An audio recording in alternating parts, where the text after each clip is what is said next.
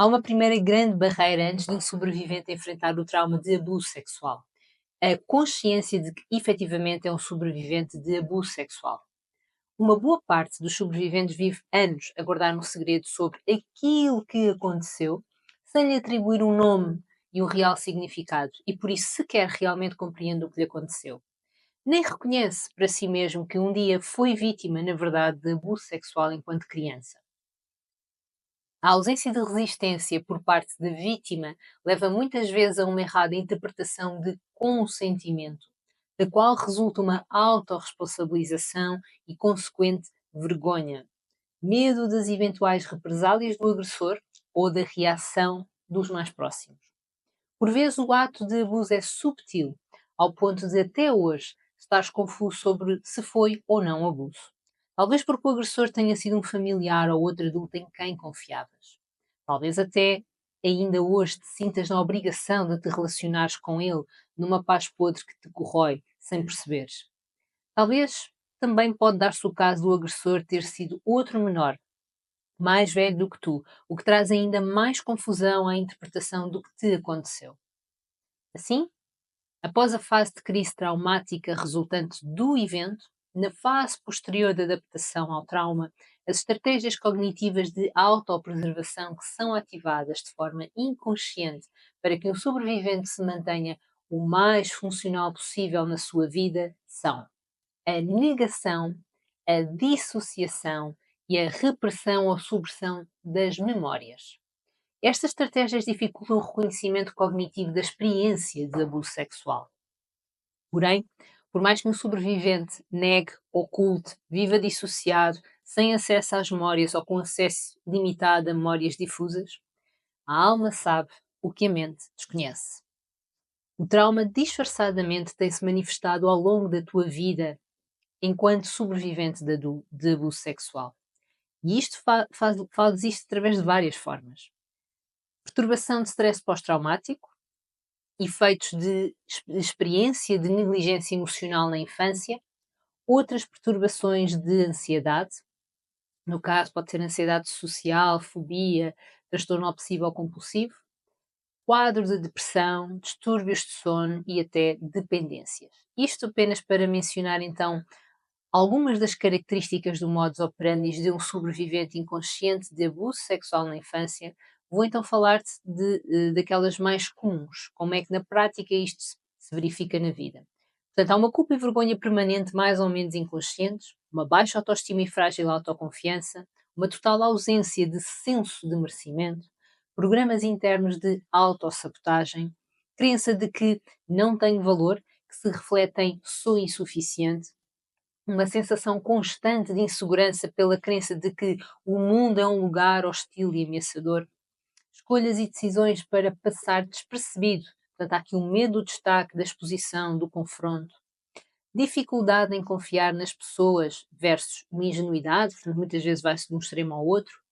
Crença de que mais tarde ou mais cedo serei traído. Vibração e sensação constante de ser vítima da vida, do mundo, dos outros. Dificuldade em lidar com perfis autoritários por medo, respondendo em ataque ou fuga.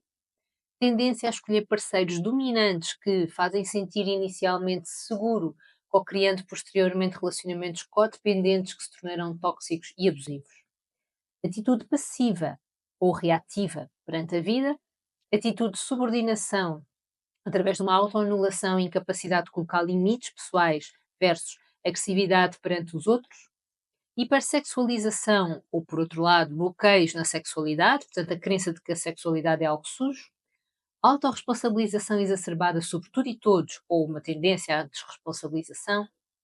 Postura de esforço e luta perante a vida. Uma máscara social para camuflar a vulnerabilidade. Quadro depressivo camuflado com dependências e uma máscara social para disfarçar. Hipervigilância e necessidade de controle constantes.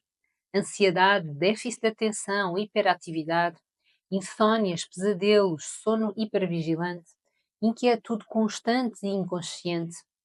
E principalmente dois pontos aqui fundamentais: viver aquém do seu potencial e por isso desconectado com o seu verdadeiro poder criador, e a fragmentação do eu, do self, portanto, uma falta de noção de verdadeira identidade e conflitos internos constantes.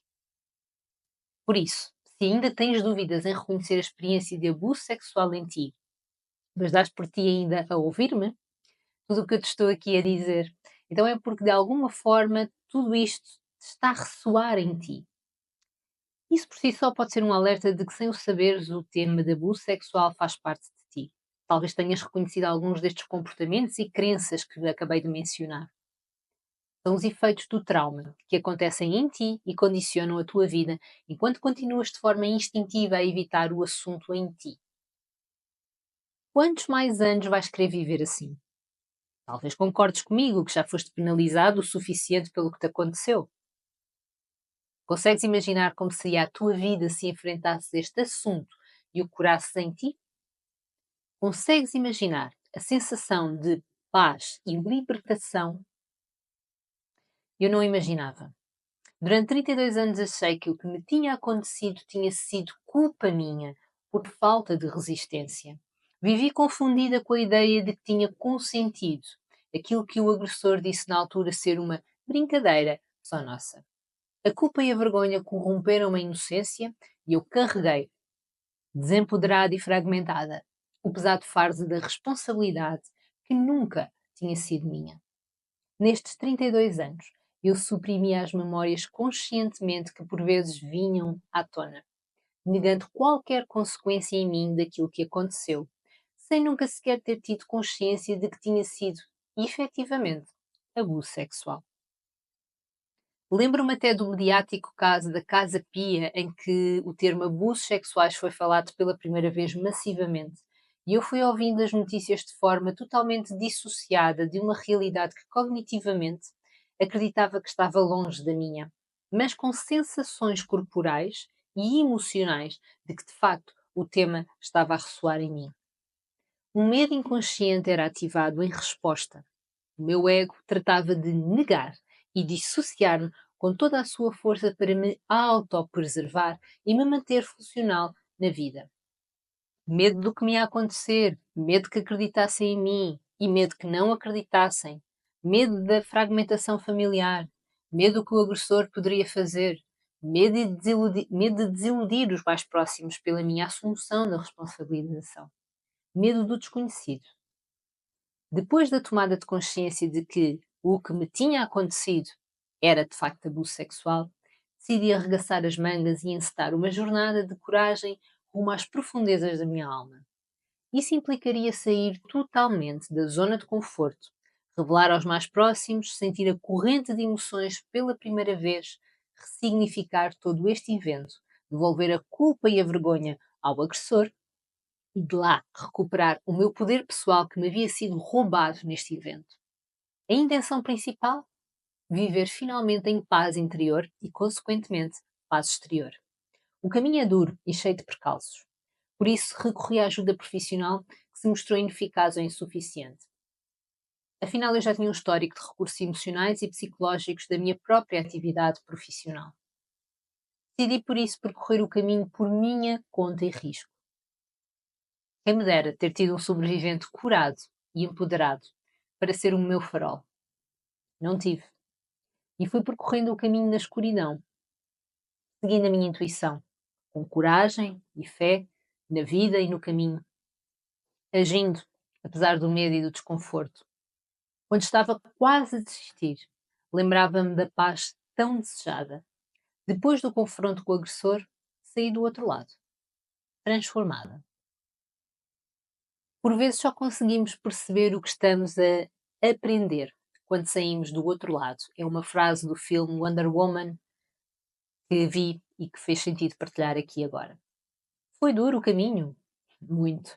Valeu o sacrifício? 100%. Se eu vivesse 100 vidas neste contexto, 100 vezes eu voltaria a escolher revelar, curar e a passar por todo o processo outra vez. Por isso, eu conheço o caminho. Eu já o percorri. Eu vejo-te, caro sobrevivente, e consigo voltar a esse lugar onde tu estás e percorrer contigo o caminho para que em breve tu possas estar deste lado e sentir o que eu estou a sentir neste momento. Dás-me a mão e aceitas avançar comigo lado a lado?